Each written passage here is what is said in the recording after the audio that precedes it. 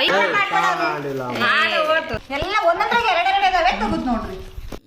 Hi hello ನಮಸ್ಕಾರ, welcome back to my YouTube channel. ನಾನು ನಿಮ್ಮ ಕಾವ್ಯ ಗೌಡ. ತುಂಬ ದಿನಗಳಾಗಿತ್ತು, ಒಂದು 10 to 15 ಡೇಸ್ ಆಗಿತ್ತು ನಾನು ಲಾಂಗ್ ವೀಡಿಯೋಸ್ನ ಅಪ್ಲೋಡ್ ಮಾಡಿ. ಸೊ ಇವತ್ತೇನೋ ಹೊಸ ಥರ ಅನಿಸ್ತಾ ಇದೆ. So I am back.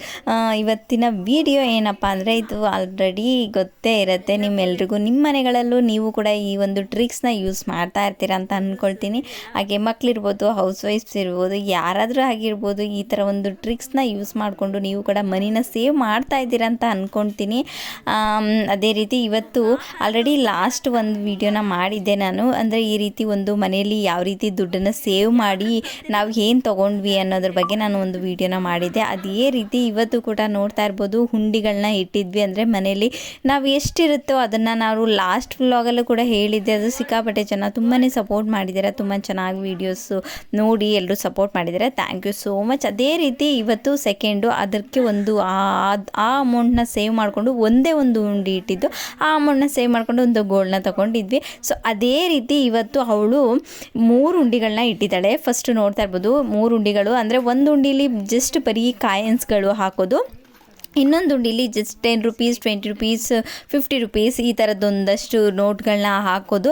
ಇನ್ನೊಂದು ಉಂಡಿ ಏನಿರುತ್ತೆ ಅದರಲ್ಲಿ ಜಸ್ಟ್ 500 ರೂಪೀಸ್, ಅಂದರೆ ಬೇರೆ ಯಾವುದೇ ರೀತಿ ಚಿಕ್ಕ ಪುಟ್ಟ 10 ರೂಪಾಯಿ, 20 ರೂಪಾಯಿ, 50 ರೂಪಾಯಿಗಳನ್ನ ಹಾಕಿಲ್ಲ. ಬರೀ 500 ರೂಪಾಯಿ ನೋಟ್ಗಳನ್ನ ಒಂದು ಉಂಡಿಲಿ ಸೇವ್ ಮಾಡಿರೋವಂಥದ್ದು. ಸೊ ಈ ರೀತಿ 3 ಥರದ್ದು ಕಾಯಿನ್ಸ್ ಇದ್ದರೆ ಆ ಒಂದು ಡಬ್ಬಿಲಿ 10, 20 ರೂಪಾಯಿ ಏನಾದರೂ ಎಕ್ಸ್ಟ್ರಾ ಇದ್ದರೆ ದುಡ್ಡುಗಳಿದ್ದರೆ ಈ ಒಂದು ಡಬ್ಬಿಲಿ, ಒಂದು 500 ರೂಪಾಯಿ ನೋಟ್ಗಳಿದ್ದರೆ ಆ ಒಂದು ಡಬ್ಬಿಲಿ ಈ ರೀತಿ ಹಾಕೋ ಥರ ಈ ಒಂದು ಥರ 3 ಹುಂಡಿಗಳನ್ನ ಸೇವ್ ಮಾಡಿದ್ಲು. ಅದರಲ್ಲಿ ಒಂದು ಲೈಜಾಲ್ ಬಾಕ್ಸು. ಆ ರೀತಿ ಅದು ಹೇಗೆ ಐಡಿಯಾ ಬಂತು ಅಂದರೆ, ನಾನು ಅಂದ್ಕೊಂಡೆ ನಾನು ಕೂಡ ಒಂದು ಪರ್ಸ್ನಲಾಗಿ ಅಂದರೆ ಈ ರೀತಿ ಉಂಡಿನ ಇಟ್ಟಿದ್ದೀನಿ.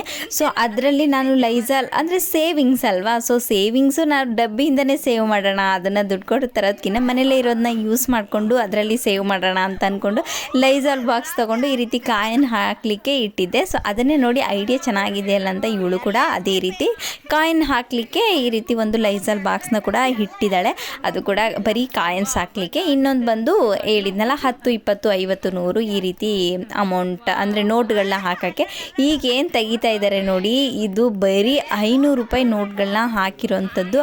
ಅವಳು ಏನು ಟ್ರಿಕ್ಸ್ನ ಯೂಸ್ ಮಾಡ್ಕೊಂಡಿದ್ದಾಳೆ ಅಂತಂದರೆ, ಅಂದರೆ ಬರೀ 500 ಒಂದೊಂದು ನೋಟ್ಗಳನ್ನ ಹಾಕಿದ್ರೆ ಬೇಗ ಡಬ್ಬಿ ತುಂಬಿಡುತ್ತೆ ಅನ್ನೋದನ್ನ ಮೈಂಡಲ್ಲಿ ಇಟ್ಕೊಂಡು ಒಂದು ನೋಟಲ್ಲಿ 2 ನೋಟು ಅಥವಾ 3 ನೋಟನ್ನ ಇಟ್ಟು ಒಂದೇ ಸಾರಿ ಸೇರಿಸಿ ಮಡ್ಚಿಬಿಟ್ಟು ಅದರೊಳಗೆ ಹಾಕಿದ್ರೆ ಸ್ಪೇಸ್ ಕಡಿಮೆ ತಗೊಳುತ್ತೆ ಅನ್ನೋ ಥರ ಯೋಚನೆ ಮಾಡಿ ಆ ರೀತಿ ಟ್ರಿಕ್ಸ್ನ ಯೂಸ್ ಮಾಡಿ ಹಾಕಿದ್ದಾಳೆ. ಇಲ್ಲಾಂದರೆ ಡಬ್ಬಿ ಬೇಗ ತುಂಬೋಗ್ಬಿಡುತ್ತಲ್ವ, ಒಂದೊಂದೇ ನೋಟು ಹಾಕ್ಕೊಂಡ್ರೆ ಜಾಗ ಇಟ್ಕೊಂಡು ಬಿಡುತ್ತೆ ಅನ್ನೋ ಥರ ಈ ರೀತಿ ಹಾಕ್ಕೊಂಡು ಇವತ್ತು ಇಷ್ಟೊಂದು ಅಮೌಂಟ್ನ ಸೇವ್ ಮಾಡ್ಕೊಂಡಿದ್ದಾಳೆ. ನಾವು ಆ ವಿಡಿಯೋದಲ್ಲೂ ಕೂಡ ಹೇಳಿದ್ವಿ, ಜಸ್ಟ್ ನೀವು ಏನು 500 ರೂಪಾಯಿನೇ ಸೇವ್ ಮಾಡಬೇಕು ಅಥವಾ 100 ರೂಪಾಯಿ ಸೇವ್ ಮಾಡಬೇಕು ಅಥವಾ 200 ರೂಪಾಯಿ ಸೇವ್ ಅಥವಾ ಜಾಸ್ತಿ ಅಮೌಂಟಲ್ಲಿ 1000 ಸೇವ್ ಮಾಡಬೇಕು, ಆ ಥರದ್ದು ಏನೂ ಇಲ್ಲ. ಇಲ್ಲಿ ನಾವು ಲೈವ್ ಎಕ್ಸಾಂಪಲಲ್ಲೇ ತೋರಿಸಿದ್ವಿ ನಾವು ಯಾವ ರೀತಿ ಹಾಕಿರೋದು ಅಂತ. 1 ರೂಪಾಯಿ, 2 ರೂಪಾಯಿ ಕಾಯನ್ನು, 5 ರೂಪಾಯಿ, 10 ರೂಪಾಯಿ ಕಾಯಿನ್ಗಳನ್ನೂ ಸೇವ್ ಮಾಡಿರೋದು ಒಂದು ಸಪ್ರೇಟ್ ಡಬ್ಬಿಲಿ ಸೇವ್ ಮಾಡಿದ್ದೀವಿ. ಯಾಕೆಂದರೆ ನೋಟು ಚಿಲ್ಲರೆ ಎರಡೂ ಒಟ್ಟಿಗೆ ಹಾಕೋದ್ರಿಂದ ನೋಟ್ಗಳು ಸ್ವಲ್ಪ ಹರಿದೋಗೋ ಚಾನ್ಸಸ್ ಇರುತ್ತೆ. ಹಾಗಾಗಿ ಅಷ್ಟೊಂದೇನು ಎಫೆಕ್ಟ್ ಆಗಲ್ಲ ಒಂದರಲ್ಲಿ ಹಾಕಿದ್ರು. ಬಟ್ ಆದರೂ ಕೂಡ ಈ ರೀತಿ ಸಪ್ರೇಟ್ ಇಡೋದು ಬೆಸ್ಟ್ ಅಂತಲೇ ಹೇಳ್ಬೋದು. ಒಂದರಲ್ಲಿ ಜಸ್ಟ್ ಈ ರೀತಿ ನಾವು ಮುಂಚೆ ಹೇಳಿರೋ ಹಾಗೆ 1 ರೂಪಾಯಿ, 2 ರೂಪಾಯಿ ಎಲ್ಲನೂ ಸೇವ್ ಮಾಡಿ ಇಟ್ಟಿರೋದು. ಇನ್ನೊಂದರಲ್ಲಿ 10, 20, 50, 100 ನಮ್ಮ ಕೈಗೆ ಎಷ್ಟಾಗುತ್ತೆ ನೋಡಿ ಅಷ್ಟನ್ನು ಸೇವ್ ಮಾಡಿದ್ರೆ ನಮ್ಗೆ ಗೊತ್ತಿಲ್ಲದಂಗೆ ದುಡ್ಡು ಸೇವ್ ಆಗುತ್ತೆ. ಚಿಕ್ಕ ಪುಟ್ಟ ಅಮೌಂಟು, ನಾಟ್ ಎಲ್ರಿಗೂ ತುಂಬ ಲಕ್ಷ ಸೇವ್ ಮಾಡಬೇಕು ಆ ಥರದ್ದಲ್ಲ.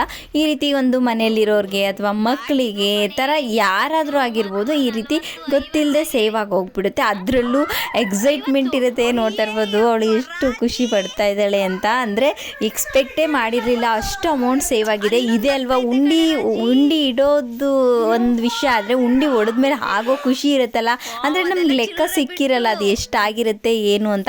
ನಮ್ಗೆ ಲೆಕ್ಕ ಸಿಗೋ ಥರ ನಾವು ಏನಾದರೂ ಅಮೌಂಟ್ನ ಕೂಡಿಟ್ರೆ ಆಲ್ಮೋಸ್ಟ್ ಗೊತ್ತಿರುತ್ತಲ್ವ ಇಷ್ಟೇ ಇದೆ ಅಂತ, ಅದು ಅಷ್ಟೊಂದು ಎಕ್ಸೈಟ್ಮೆಂಟ್ ಆಗಲ್ಲ, ಅಷ್ಟೊಂದು ಖುಷಿ ಆಗಲ್ಲ. ಬಟ್ ಆದರೆ ಈ ರೀತಿ ಒಂದು ಸುಮ್ಮನೆ ಗೊತ್ತಿಲ್ದಂಗೆ ಸೇವ್ ಆಗಿರುತ್ತಲ್ಲ, ಇಷ್ಟ ಆಗಿರುತ್ತೆ ಅನ್ನೋ ಒಂದು ಅರಿವು ಕೂಡ ನಮಗಿರಲ್ವಲ್ಲ, ಅಷ್ಟೊಂದು ಆಗಿದೆ ಅಂತ ಲಾಸ್ಟಲ್ಲಿ ನಮ್ಗೆ ಗೊತ್ತಾದಾಗ ಸಿಕ್ಕಾಪಟ್ಟೆ ಖುಷಿ ಆಗುತ್ತೆ. ಆ ಒಂದು ಖುಷಿಗೆ ಬೆಲೆನೇ ಕಟ್ಟೋಕ್ಕಾಗಲ್ಲ, ಅಷ್ಟು ಖುಷಿ ಆಗುತ್ತೆ.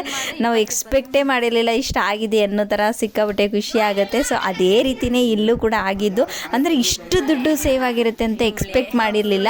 ಅವಳು ಇನ್ನೂ ಕಡಿಮೆ ಎಕ್ಸ್ಪೆಕ್ಟ್ ಮಾಡಿದ್ಲು, ಬಟ್ ನಾವು ಸ್ವಲ್ಪ ಒಂದು ಆವ್ರೇಜಿಗೆ ಎಕ್ಸ್ಪೆಕ್ಟ್ ಮಾಡಿದ್ವಿ. ಬಟ್ ಅದಕ್ಕೂ ಮೀರಿ ಅಮೌಂಟು ಸೇವ್ ಮಾಡಿದ್ಲು. ಸಿಕ್ಕಾಪಟ್ಟೆ ಖುಷಿ ಆಯಿತು. ಅದೇ ಥರ ಎಲ್ಲ ನೋಟ್ಗಳೆಲ್ಲ ಸಪ್ರೇಟ್ ಮಾಡಿ ಕೌಂಟ್ ಮಾಡ್ತಾಯಿದ್ರು. ಸೊ ಅಂದರೆ 50 ರೂಪಾಯಿ ನೋಟ್ಗಳು ಸಪ್ರೇಟು, 20 ರೂಪಾಯಿ ನೋಟ್ಗಳು ಸಪ್ರೇಟ್ ಮಾಡಿ ಆಮೇಲೆ ಕೌಂಟ್ ಮಾಡೋಕ್ಕೆ ಈಸಿ ಆಗುತ್ತೆ ಅಂತ ಎಲ್ಲನೂ ಫಸ್ಟು ನೋಟ್ಗಳೆಲ್ಲ ಸಪ್ರೇಟ್ ಮಾಡ್ತಾಯಿದ್ರು.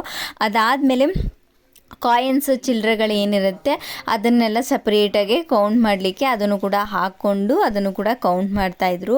ಸೊ ಫೈನಲಾಗಿ ಎಲ್ಲ ಈಗ ಅಂದರೆ ಎಣಿಕೆ ಮಾಡ್ತಾಯಿದ್ದಾರೆ ಎಷ್ಟು ಅಮೌಂಟ್ ಆಗಿದೆ ಅಂತ. ಎಲ್ಲ ನೋಟ್ಸ್ಗಳನ್ನೂ ಕೌಂಟ್ ಮಾಡ್ತಾಯಿದ್ದಾರೆ ಎಷ್ಟಾಗಿದೆ ಅಮೌಂಟು ಅಂತ.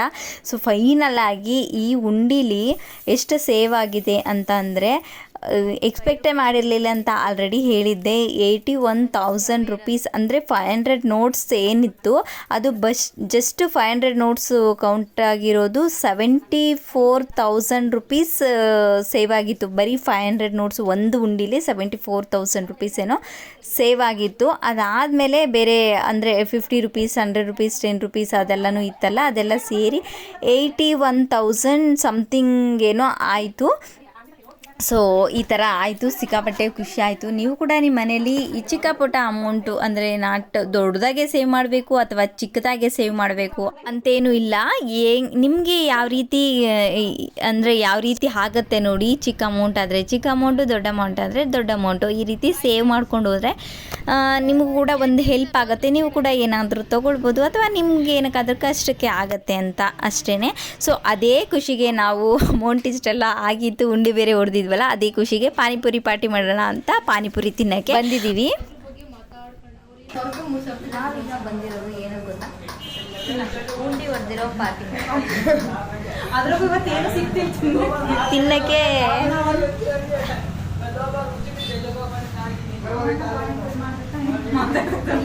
ಇವತ್ತೇ ನೋಡಿದ್ರೆ ಇವತ್ತೇ ನಮ್ಮ ಫೇವ್ರೆಟ್ ಪಾನಿಪುರಿ ಅಂಗಡಿ ಓಪನ್ ಇಲ್ಲ. ಬೇರೆ ಕಡೆ ಬಂದರೆ ಗೋಬಿ ಇಲ್ಲ, ಪಾನಿಪುರಿ ಇಲ್ಲ, ಮಸಾಲೆ ಪುರಿ ಇಲ್ಲ, ಈ ಥರ ನಡೀತಾ ಇದೆ ಸದ್ಯಕ್ಕೆ ಪರಿಸ್ಥಿತಿ. ನಾವು ನಮ್ಮ ಒಂದು ಸಂಘ ಬಂದಿದ್ದೀವಿ. ಇನ್ನೊಂದು ಉಂಡಿ ಹೊಡೆದಾಗ ಇನ್ನೊಂದು ಸರಿ ಪಾರ್ಟಿ, ಇನ್ನೊಂದು 6 ತಿಂಗಳು